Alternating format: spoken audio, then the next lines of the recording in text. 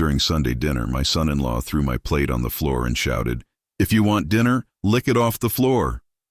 I stood up, adjusted my coat, and said, "Now it's my turn." I left for 15 minutes and came back with 2 policemen. When they read the eviction order, he trembled in front of everyone. "I'm glad to have you here. Follow my story until the end and comment the city you're watching from, so I can see how far my story has reached. My name is Patrick. I'm 61 years old, and I never imagined that a Sunday dinner could destroy what little remained of my dignity." 3 years had passed since Margaret died. 3 years since I lost the woman who made this house a home. The silence that followed her absence was suffocating, a weight that pressed against my chest every morning when I opened my eyes and remembered she wasn't there beside me. Claire, my daughter, seemed to understand that pain. 2 weeks after the funeral, she showed up at my door with Leonard, her husband, and 2 suitcases. "Dad, we can't leave you alone like this," she said, her eyes filled with concern that felt genuine at the time. "Leonard and I talked, and we want to stay with you for a while, just until you feel better." I didn't want to be alone. The house felt too big, too empty without Margaret. So I said yes. That was my first mistake. At first, everything seemed normal. Claire cooked on Sundays. Leonard helped with small repairs around the house. But slowly, subtly, things began to change. Leonard's tone when speaking to me became sharper. Claire stopped asking how I was feeling and started asking what I needed from the store, as if I were just another item on her shopping list. Small humiliations became routine. Leonard would leave his dirty dishes on the table, expecting me to clean them. He'd change the TV channel without asking, even when I was watching something. When I tried to say something, Claire would intervene. "Dad, don't be difficult. Leonard had a stressful day at work." I swallowed it. I swallowed everything because I didn't want conflict. I didn't want to lose my daughter. But that Sunday, something inside me broke.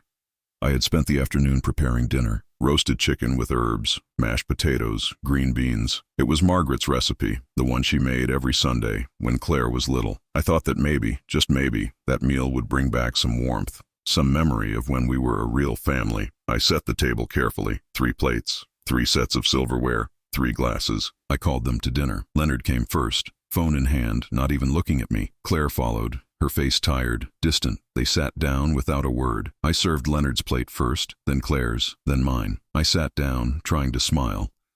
"It's your mom's recipe," I said to Claire, my voice almost a whisper. "I thought you'd like it." She looked at the plate and nodded, but said nothing. Leonard picked up his fork, took a bite, and made a face. He dropped the fork on the plate with a loud clatter. "This is cold," he said, his voice filled with disdain. I felt my face flush. I just took it out of the oven, Leonard. It can't be cold." He looked at me, his eyes hard, and then did something I'll never forget. He picked up my plate, the one I had carefully prepared, and threw it on the floor. The sound of shattering porcelain echoed through the house. "If you want dinner, lick it off the floor," he shouted, his face twisted with rage. The room fell silent. I stared at the broken plate, at the food scattered across the floor, at the pieces of porcelain that seemed to reflect the pieces of my dignity. I looked at Claire, hoping, praying she would say something, that she would defend me, that she would stand up and tell her husband he'd gone too far. But she didn't. She just looked away, her hands trembling slightly on the table, and in that silence, in that complicity, I understood everything. This wasn't the first time I had accepted humiliation. It wasn't the first time I had swallowed my pain to keep the peace. I had been doing it for 3 years, every day, every moment, until I became invisible in my own home. But something in Leonard's eyes, something in the way he looked at me with pure contempt, made me realize I had reached my limit. I stood up slowly. My legs were shaking, but I didn't let them see it. I adjusted my coat, the one Margaret had given me on our last anniversary, and looked directly at Leonard. "Now it's my turn," I said, my voice calm, controlled. Leonard laughed, a cruel, mocking laugh. "Your turn? What are you going to do, old man?" I didn't answer. I just turned and walked toward the door. "Dad, where are you going?" Claire's voice came from behind me, but I didn't stop. I grabbed my car keys from the hook and walked out. The cold night air hit my face, but I barely felt it. My hands were still shaking as I unlocked the car and got in. For 3 years, I had let them treat me like I was nothing, like I was a burden they had to bear. But they forgot something important. This house, this property that Leonard looked at with greedy eyes, thinking it would one day be his, was never theirs to take. It was mine. It had always been mine, and I was about to remind them of that. I drove through the empty streets, my mind racing with memories I had tried to bury. It started 6 months after Margaret's funeral. I was still lost in grief, barely functioning, when Leonard began making comments. Small things at first. "Patrick, this house is too big for you," he'd say, looking around with appraising eyes. "Have you thought about what will happen to it when you're gone?" I didn't answer. I couldn't think about the future when I was barely surviving the present. But Leonard didn't stop. The comments became more frequent, more direct. "Claire and I have been talking. We think it makes sense for you to transfer the deed to us now. You know, to avoid complications later, estate taxes and all that." I remember Margaret's voice in my head, something she told me years ago. "Leonard looks at everything like it's a transaction. Be careful, Patrick. He doesn't see family. He sees opportunities." I ignored her warning then. I thought she was being unfair. But she was right. She was always right. The breaking point came 3 months ago. I was sitting in the living room reading when I overheard Leonard on the phone in the kitchen. He thought I was asleep. "Yeah, the old man is losing it," he said, his voice casual, almost amused.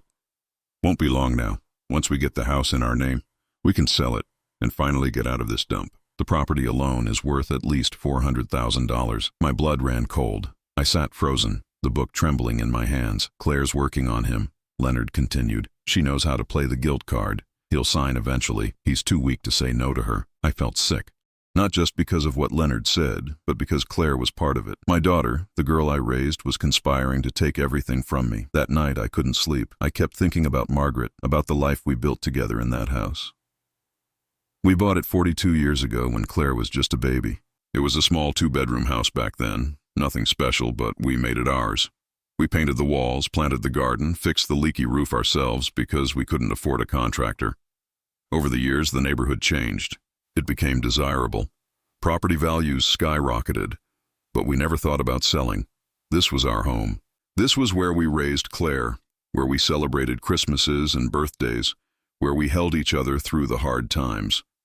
And now Leonard wanted to take it, sell it, erase everything Margaret and I built.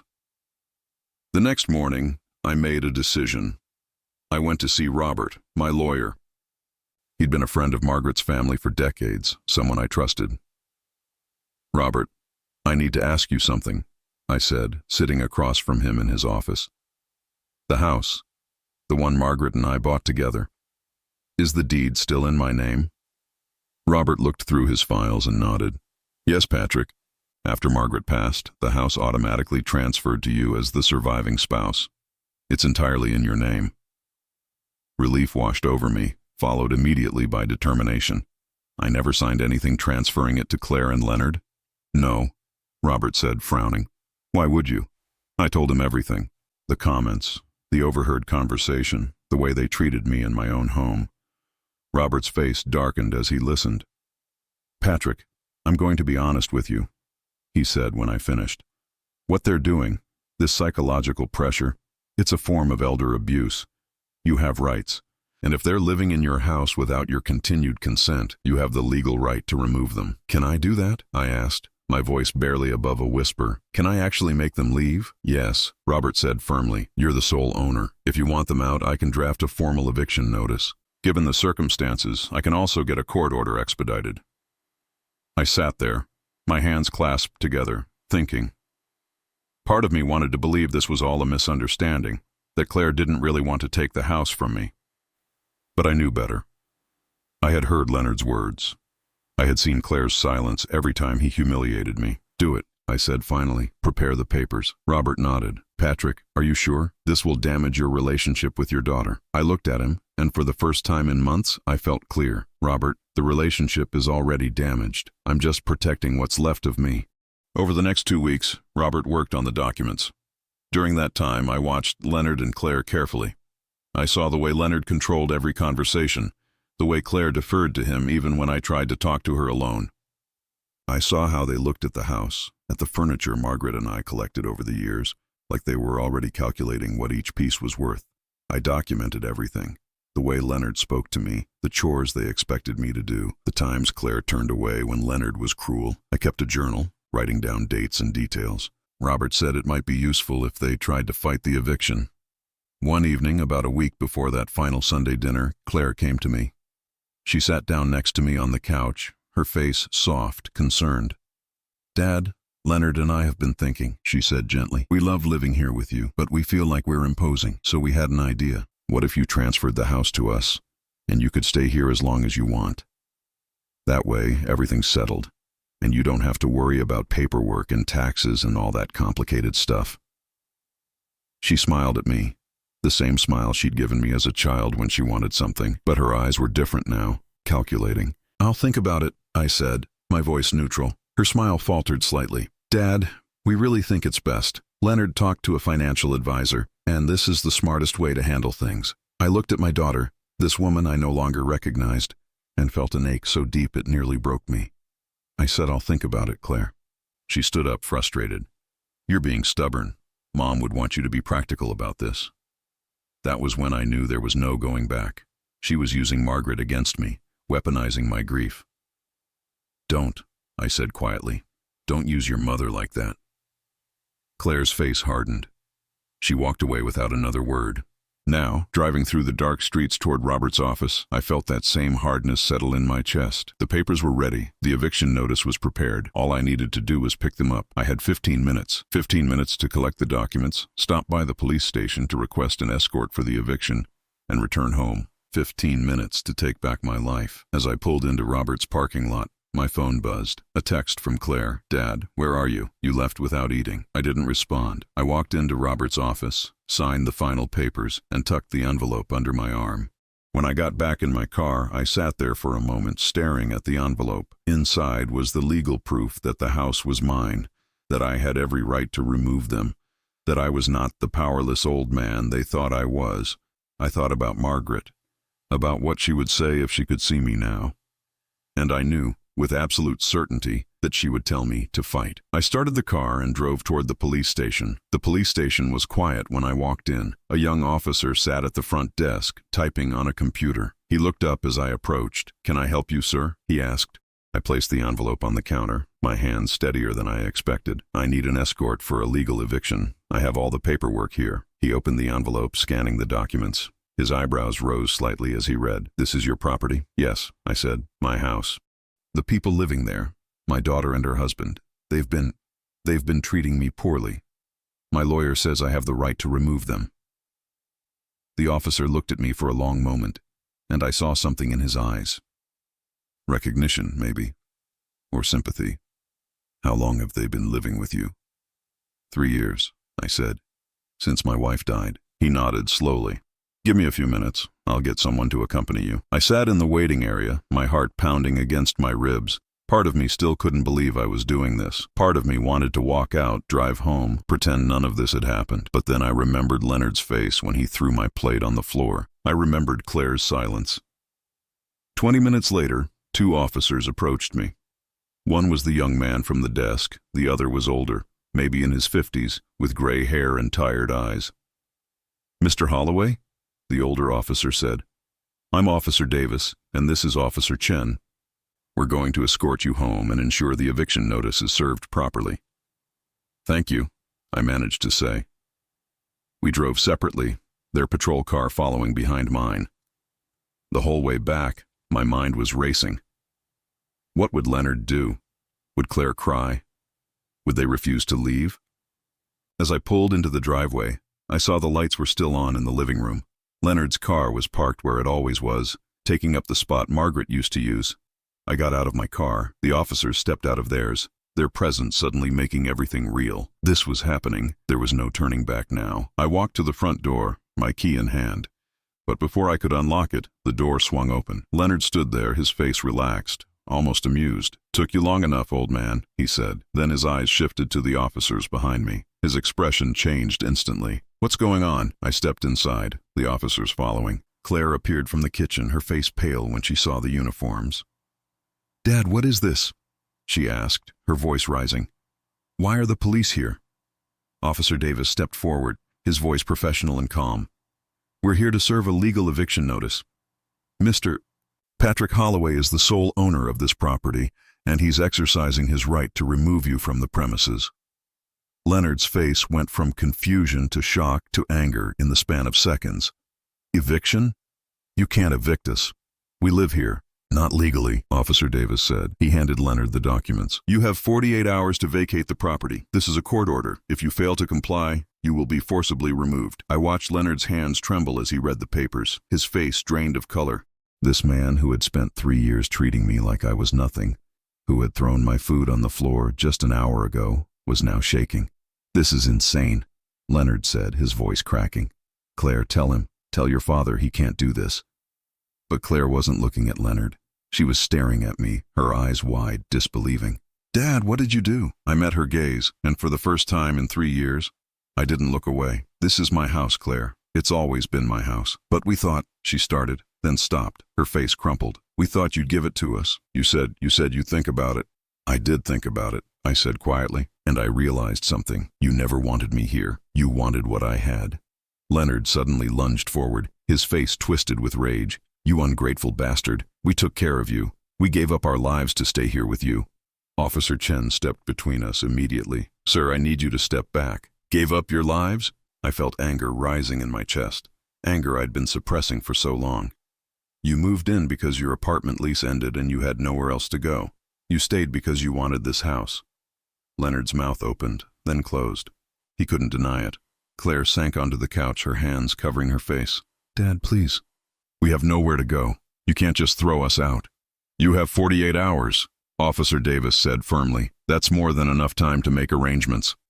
"This is my home, too," Claire shouted suddenly, tears streaming down her face. "I grew up here. Mom would be ashamed of you." Those words hit me like a physical blow. For a moment I couldn't breathe. Then I thought about Margaret, about what she really would have said. She would have seen through Leonard from the beginning. She would have protected me. "Your mother knew," I said, my voice breaking slightly.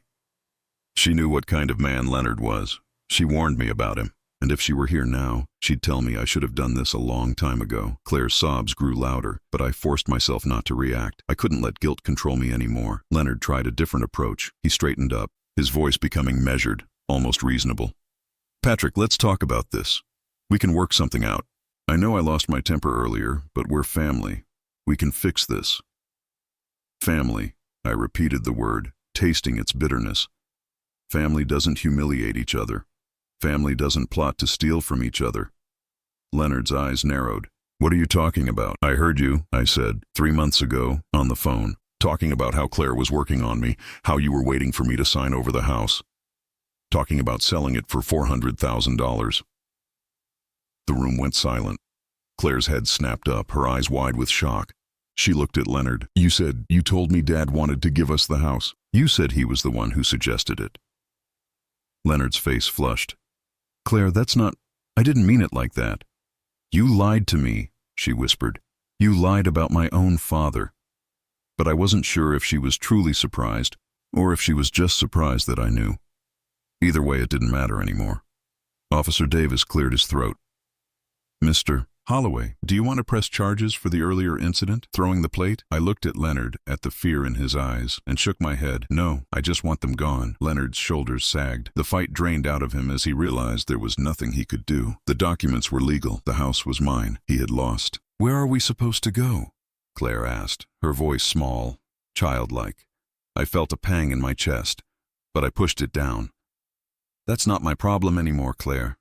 You made your choice when you let Leonard treat me the way he did, when you stayed silent, when you planned to take my home." "I didn't plan anything," she protested. "You didn't stop it either," I said, "and that's the same thing." Officer Davis handed me a copy of the eviction notice. "Mr. Holloway, I recommend you stay elsewhere for the next 48 hours, just to avoid any confrontations." "Do you have somewhere you can go?" I nodded. "I have a friend I can stay with." "Good. If they're not out by the deadline, call us, and we'll handle the removal." The officers prepared to leave. Leonard stood frozen in the middle of the living room, still holding the eviction papers. Claire sat on the couch, her face buried in her hands. As I followed the officers to the door, Claire called out one last time, "Dad, please." "I'm your daughter. You can't do this to me." I stopped, my hand on the doorknob. Without turning around, I said, "You stopped being my daughter the moment you chose him over me." I walked out into the night air. Behind me, I could hear Claire's renewed sobs, Leonard's angry muttering, but I didn't look back. I got into my car and drove away from the house, away from the people who had made my life miserable for 3 years. And for the first time in a long time, I felt something I'd almost forgotten. I felt free. I spent that night at Robert's house. He and his wife set up their guest room for me, asking no questions, just offering quiet support. I couldn't sleep. Every time I closed my eyes, I saw Claire's face when the officers handed Leonard those papers. By morning, my phone had 17 missed calls, 15 from Claire, 2 from numbers I didn't recognize. There were text messages, too, dozens of them. "Dad, please answer. We need to talk. I can explain everything. Don't do this to us." I deleted them all without reading past the first few words. Robert found me in the kitchen at 6 in the morning, staring at a cup of coffee I hadn't touched. "You okay?" he asked, sitting across from me. "I don't know," I said honestly. "I keep wondering if I did the right thing." Robert was quiet for a moment. "Patrick, I've known you for 30 years. I watched you build a life with Margaret. I saw how you raised Claire, how much you love that girl, and I've seen, these past 3 years, how that love got twisted into something ugly. You did the right thing. Sometimes the right thing hurts like hell, but it's still right." I nodded, but his words didn't ease the weight in my chest. Around 10 in the morning, there was a knock at Robert's door.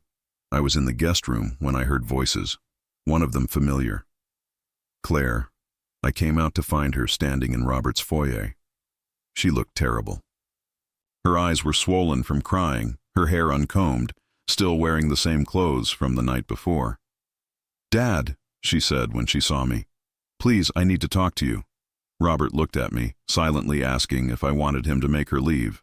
I shook my head. "It's fine. We can talk." Robert gestured to his living room. "I'll be in my office if you need me." Claire and I sat down, the coffee table between us like a barrier. She twisted her hands in her lap, her eyes red-rimmed and desperate.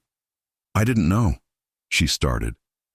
"About what Leonard said on the phone, about the plan to sell the house. I swear to you, Dad, I didn't know." I wanted to believe her. God, I wanted to believe her so badly. "Then what did you know, Claire?" She swallowed hard. "Leonard told me, he said you were getting older, that you might not be able to take care of the house much longer. He said it would be easier if we took over the property. That way you wouldn't have to worry about maintenance and taxes and all that stuff. He made it sound like we were helping you." "And you believed him?" I asked. "Yes," she whispered. "I wanted to believe him. The house, Dad, it's worth so much money now. Leonard kept talking about how we could use it as collateral for a loan, how we could finally start the business he always wanted."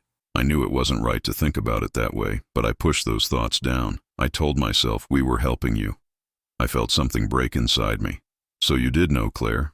Maybe not all the details, but you knew Leonard wanted the house. You knew this wasn't really about helping me." Tears spilled down her cheeks. "I'm sorry. I'm so sorry, Dad. I got greedy. I got selfish, and I let Leonard convince me that it was okay." "What about everything else?" I asked, my voice harder now. "What about the way he treated me, the way he spoke to me? You saw it all, Claire. You were there." She looked down at her hands. "I told myself it wasn't that bad, that Leonard was just stressed from work, that you were being too sensitive. I made excuses because it was easier than admitting my husband was cruel to my father." "Why?" The word came out as barely more than a whisper. "Why didn't you ever defend me?"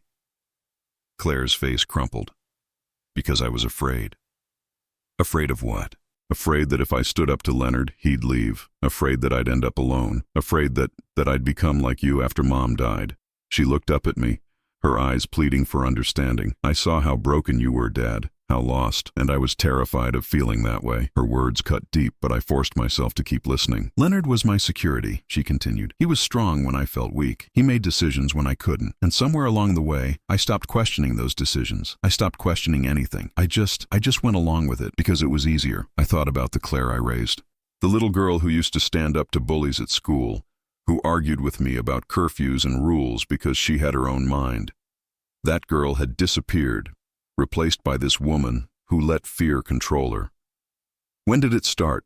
I asked. "When did Leonard start talking about the house?" Claire wiped her eyes. "About a year after we moved in. At first it was just comments, how the neighborhood had changed, how much the property values had gone up. Then he started showing me real estate websites, pointing out what houses like yours were selling for. He said we should start thinking about the future." "And you never thought to ask me what I wanted?" "I did," she said quickly. I asked you once if you'd ever thought about downsizing, moving to a smaller place. You said no, that you wanted to stay in the house you built with Mom. So Leonard changed tactics. He said we'd have to wait until you were gone, but then he got impatient. I felt sick. So the plan to transfer the deed, that was his idea? Yes. He said it was smart, that rich people do it all the time to avoid estate taxes. He made it sound so logical, so practical, and I went along with it. We sat in silence for a moment. I could hear the clock ticking on Robert's wall, marking the seconds of our broken relationship. What about last night? I asked. The dinner. Did you know he was going to do that? Claire shook her head violently. No, I swear I had no idea he'd go that far. When he threw your plate, I was shocked.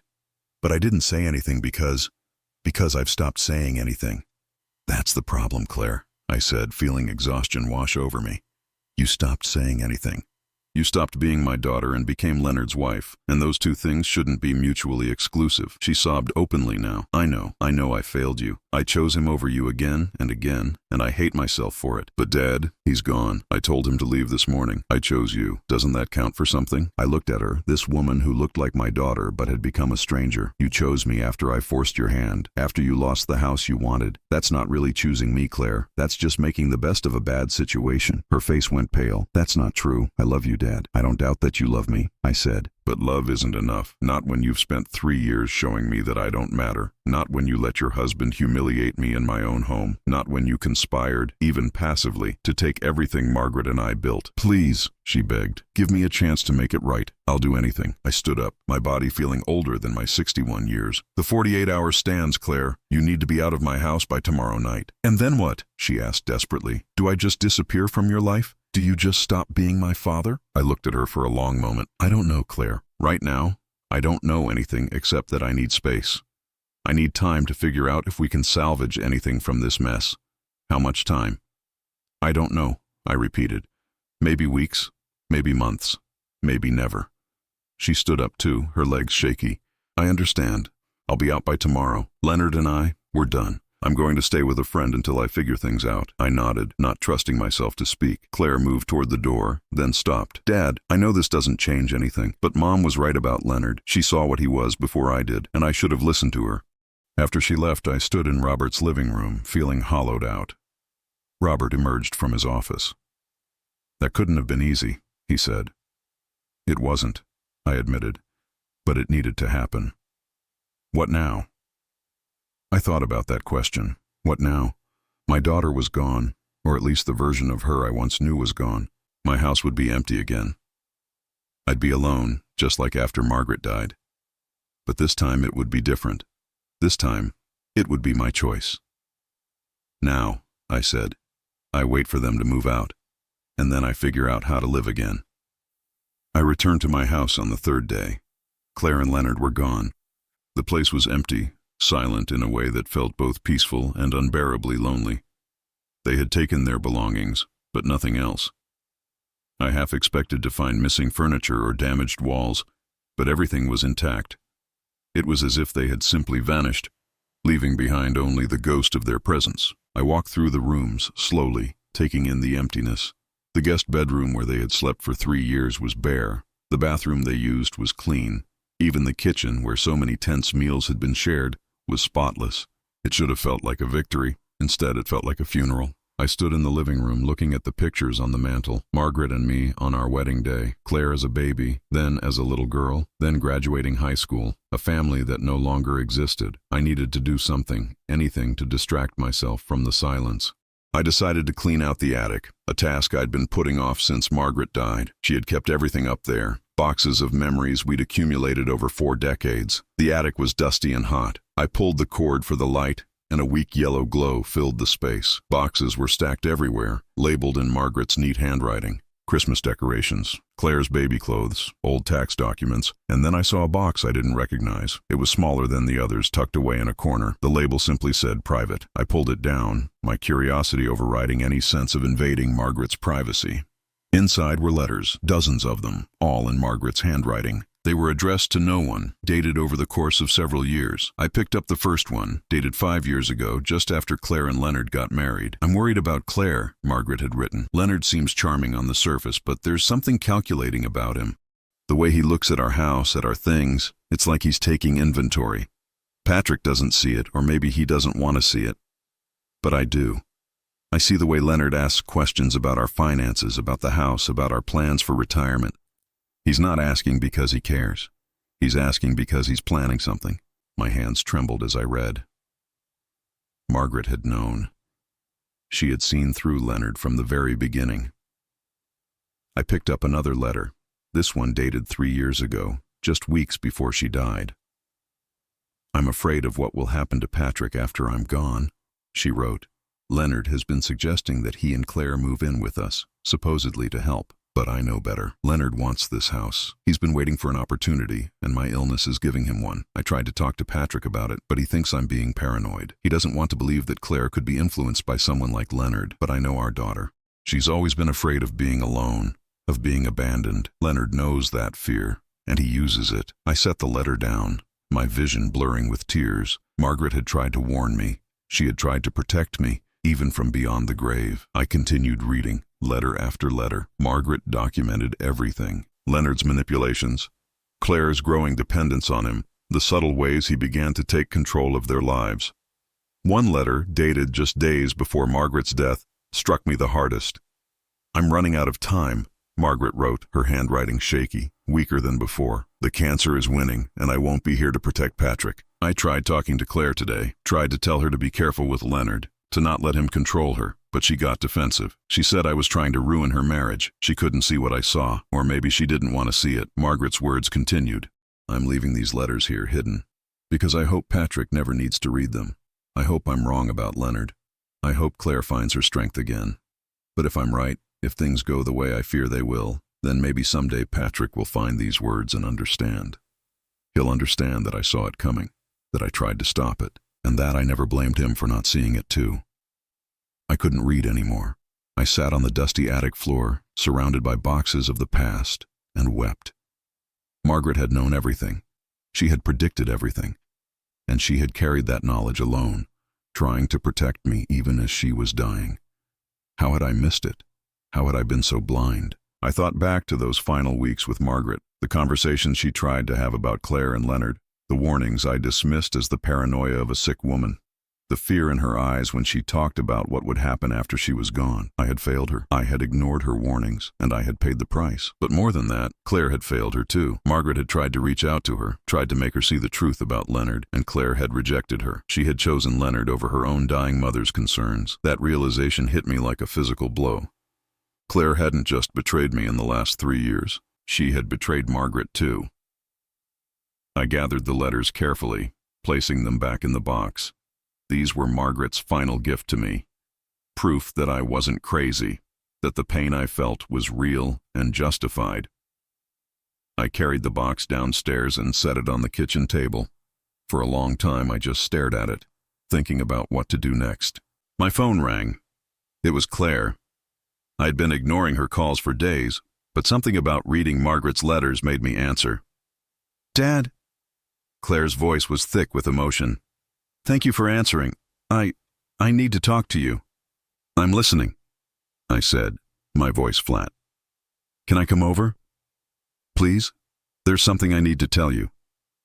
Against my better judgment, I agreed. An hour later, Claire stood in my doorway.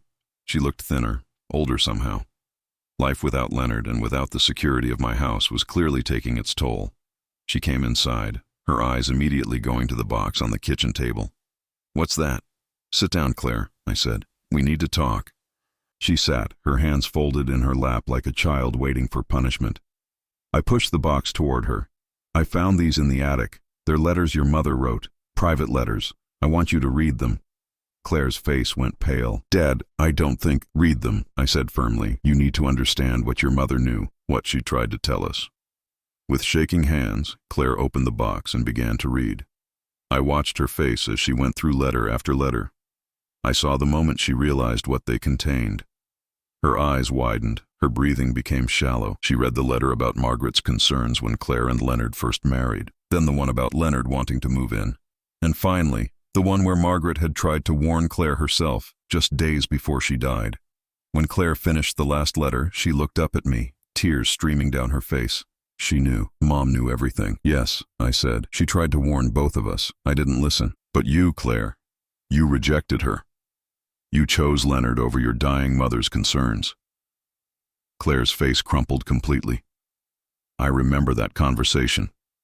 She was so weak, and she was trying to tell me something about Leonard. I thought she was confused from the medication. I thought she was being unfair to him. So I told her to stop. I told her she was wrong. Her voice broke. That was one of the last real conversations I had with her, and I spent it defending Leonard. I spent it refusing to listen to her. She died trying to protect us, I said quietly. She died knowing that we were both walking into a trap, and she couldn't stop it. Claire covered her face with her hands, her entire body shaking with sobs. I failed her. I failed both of you. Mom saw what Leonard was, and instead of listening to her, I pushed her away. And then I let him treat you exactly the way she predicted he would. I wanted to comfort her. Part of me, the part that was still her father, wanted to hold her and tell her it would be okay, but I couldn't. The hurt was too deep, too raw. Why are you showing me this now? Claire asked, her voice barely above a whisper. To punish me? No, I said, to show you the truth. To show you that your mother loved us both enough to try to save us, even when she knew she was dying. And to show you that you have a choice to make. What choice? The choice of who you want to be, I said. Do you want to be the woman Leonard turned you into? Weak, afraid, willing to betray your own family for security? Or do you want to be the woman your mother raised, the one who stands up for what's right, even when it's hard? Claire looked at the letters spread across the table, then back at me. I don't know if I can be that person anymore, Dad. I don't know if that person still exists. Then you need to find her, I said. Not for me, not even for your mother's memory, for yourself, because if you don't, Leonard wins. He took 3 years of our lives, destroyed our family, and turned you into someone you're not. Don't let that be permanent. Claire stood up slowly, gathering the letters with trembling hands. Can I keep these? I want to read them again. I need to read them again. I nodded. They're as much yours as mine. Your mother wrote them for both of us. She moved toward the door, then stopped. Dad, I know I don't deserve forgiveness. I know I destroyed everything. But I want you to know, I'm going to try. I'm going to try to become the person Mom wanted me to be. Good, I said. That's a start. After she left, I sat alone in the kitchen, feeling the weight of Margaret's letters, of her wisdom, of her love that extended beyond death. She had tried to save us, and maybe, just maybe, she still had. 6 months passed before I saw Claire again. In that time, I learned to live with the silence. I learned to cook for one, to eat dinner at the table Margaret and I had shared for so many years, to sleep in our bed without feeling crushed by loneliness. I started small projects around the house. I repainted the guest room, the one Claire and Leonard had occupied. I chose a soft blue, Margaret's favorite color. I replaced the curtains in the living room, fixed the loose board on the front porch, planted new flowers in the garden. Each project was a small act of reclaiming my space, my life, my home. I also started attending a grief support group at the community center. It was something I should have done 3 years ago, after Margaret died, but Claire and Leonard's presence had made it impossible. I couldn't grieve properly when I was too busy surviving their presence. The group met every Thursday evening. There were 8 of us, all dealing with the loss of spouses, some more recently than others. We shared our stories, our pain, our small victories. It was there that I met Howard, a 72-year-old man who had lost his wife of 50 years. We started having coffee after the meetings, and eventually those coffee meetings turned into a genuine friendship. Howard never asked about my family situation. He seemed to understand that some wounds were too fresh to discuss. Instead, we talked about other things. Books we were reading, news, sports, the small pleasures of life that continued despite loss. It was healing in a way I hadn't expected. One Thursday evening, as I was leaving the community center, I saw Claire sitting in her car in the parking lot. She looked different, thinner, but not unhealthy. Her hair was shorter, her clothes simpler. She seemed smaller somehow, diminished. I walked over to her car. She rolled down the window. "Hi, Dad," she said quietly. "Claire," I acknowledged. "What are you doing here?" I've been coming to the grief group too, the one that meets on Tuesdays, for people dealing with divorce and family estrangement." She looked down at her hands. "I saw your car and thought I'd wait, see if you'd talk to me." I didn't know what to say. Part of me wanted to walk away. to maintain the distance I'd carefully constructed. But another part of me, the part that still remembered her as my little girl, couldn't do it. "Have you eaten?" I asked. She shook her head. "There's a diner 2 blocks from here. We can talk there." We sat across from each other in a booth at the back of the diner. The waitress brought us coffee, and we ordered simple meals. Neither of us seemed to have much appetite. "How are you?" I asked, breaking the silence. Claire wrapped her hands around her coffee cup. "I'm okay. I got a job at a bookstore downtown. It doesn't pay much, but it's enough. I have a small apartment. Nothing fancy, but it's mine. And Leonard? I filed for divorce 3 months ago. It'll be final next month." She took a sip of coffee. He tried to fight it at first, tried to claim he deserved alimony because he'd given up career opportunities to live with you. "Can you believe that?" I almost laughed at the absurdity. "What happened?" "My lawyer shut it down pretty quickly. Leonard had no case, and he knew it. Eventually, he gave up and signed the papers." She paused. "I heard he moved to another state, California, I think. I don't really care where he is as long as he's far away from me." The waitress brought our food. We ate in silence for a few minutes. "I've been reading Mom's letters," Claire said finally. "Every night before bed. I read them and I try to understand how I could have been so blind, so stupid." "You weren't stupid," I said. "You were manipulated. That's what my therapist says too." She gave a small, sad smile. "I started seeing someone, therapy, working through everything that happened, trying to figure out why I let Leonard control me the way I did." "Have you figured it out?" Claire thought for a moment. "Some of it. I think after Mom died, I was so terrified of being alone that I clung to Leonard. He was my security, my anchor, and he knew that. He knew exactly how to keep me dependent on him." She looked at me, her eyes filled with regret. "But that doesn't excuse what I did to you, Dad. I let him hurt you. I participated in hurting you, and I'm so sorry." I set down my fork, studying my daughter's face. She looked sincere, but sincerity wasn't enough to erase 3 years of pain. "I believe you're sorry," I said carefully. "But Claire, I need you to understand something. What happened, what you and Leonard did, it changed me. It changed how I see you. I can't just forget that." Tears welled up in her eyes, but she nodded. "I know. I don't expect you to forget. I don't expect you to forgive me either. I just want you to know that I'm trying to be better, to be the person Mom wanted me to be." "How's that going?" I asked. She laughed, but it was hollow. "It's hard. Some days I wake up and I feel strong, like I can handle anything. Other days I wake up and I can't believe how much I lost, how much I threw away." "What did you lose, Claire?" I asked, genuinely curious about her perspective. She was quiet for a long moment. "I lost you. I lost the house I grew up in, the place where I felt safest. I lost my marriage, but honestly, I don't think I ever really had that. Mostly I lost myself. The person I was before Leonard, she's gone. I'm trying to find her again, but I don't know if I can." I felt a pang of sadness for her. Despite everything, she was still my daughter, and seeing her lost and broken was painful. "You can find yourself again," I said. "It won't be the same person you were before. Too much has happened. But you can become someone new, someone stronger." "Like you did?" she asked. I thought about that. "I'm not stronger, Claire. I'm different. I learned to set boundaries. I learned that loving someone doesn't mean letting them destroy you." She nodded slowly, absorbing my words. We finished our meal in relative silence. When the check came, I paid, and we walked out to the parking lot together. "Dad," Claire said as we reached her car, "can I ask you something?" "Go ahead." "Do you think someday we might be able to have a relationship again? Not like before. I know we can't go back. But something. Maybe something new." I looked at my daughter, at this woman who had hurt me so deeply, but who was clearly trying to change. I thought about Margaret's letters, about her hope that we would both find our way back to ourselves. "I don't know, Claire," I said honestly. "Right now, the distance feels necessary. It feels safe. But maybe, in time, we can figure something out, something different. Can I call you sometimes? Nothing heavy, just to check in?" I hesitated, then nodded. "Once a month. You can call once a month. But if it becomes too much, if it starts to hurt again, I'll have to step back." "I understand," she said quickly. "Once a month it's more than I deserve." She got in her car, and I watched her drive away. I felt something I hadn't felt in months. Not quite hope, but something close to it. A possibility that maybe, eventually, we could find some kind of peace. 3 months later, Claire started coming to Sunday dinners. Not every Sunday, just once a month, as we'd agreed. She'd arrive at 5, help me cook, and we'd eat together. We didn't talk about Leonard. We didn't talk about those 3 years. We talked about her job, about books she was reading, about the small details of our separate lives.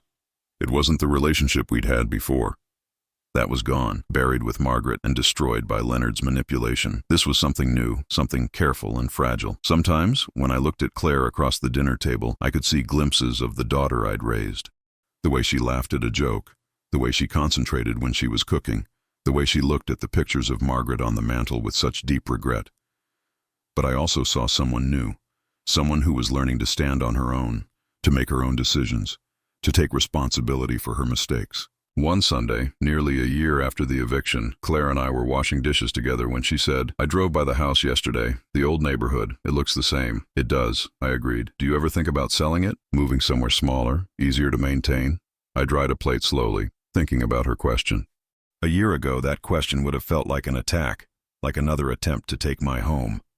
But now it just felt like genuine curiosity. "I think about it sometimes," I admitted. "But not yet. This house, it's still full of your mother. I'm not ready to leave her behind." Claire nodded, her eyes misty. "I understand. Can I tell you something?" "Sure." Sometimes I dream about those Sunday dinners we used to have, when I was little and Mom was alive and we were a family. In the dreams, everything is perfect. And then I wake up and remember that I helped destroy that. That because of my choices, we can never have that again. I set down the dish towel and looked at my daughter. "No, we can't have that again. But Claire, we're having Sunday dinners now. They're not the same, but they're something. And maybe, if we keep trying, if we keep being honest with each other, they'll become something good." She smiled, a small, fragile smile. "I'd like that." After she left that evening, I sat in my living room, looking at the pictures of Margaret. I thought about her letters, about her warnings, about her love that had tried to protect us even from beyond death. "I think we're going to be okay, Maggie," I whispered to her picture. "It won't be the same, but we're finding our way." The house was quiet around me, but it wasn't the crushing silence it had been. It was peaceful. It was mine. I had learned that love without boundaries is just another form of self-destruction. I had learned that forgiveness doesn't mean forgetting or allowing the hurt to continue. I had learned that sometimes the strongest thing you can do is say no, even to the people you love most. Claire and I would never have the relationship we once had. That family died the day Leonard threw my plate on the floor, maybe even earlier than that. But we were building something new, something more honest, something that acknowledged the pain while trying to move forward. It wasn't perfect. It wasn't what I'd hoped for when Claire was born, when I'd imagined our future together. But it was real, and it was based on truth, and that made it worth the effort. On Thursday evenings, I still went to my grief group. On Sundays, once a month, Claire came for dinner. The rest of the time, I lived my life. I spent time with Howard and the other friends I'd made. I worked on my house, read books, took walks in the neighborhood Margaret and I had called home for over 40 years. I was 61 years old, and I was learning to live again. Not the life I'd planned, not the life I'd lost, but a new life, one where I was no longer invisible, no longer a doormat, no longer willing to sacrifice my dignity for the illusion of family harmony. Margaret had tried to save me with her letters, with her warnings, but in the end, I had to save myself, and I did.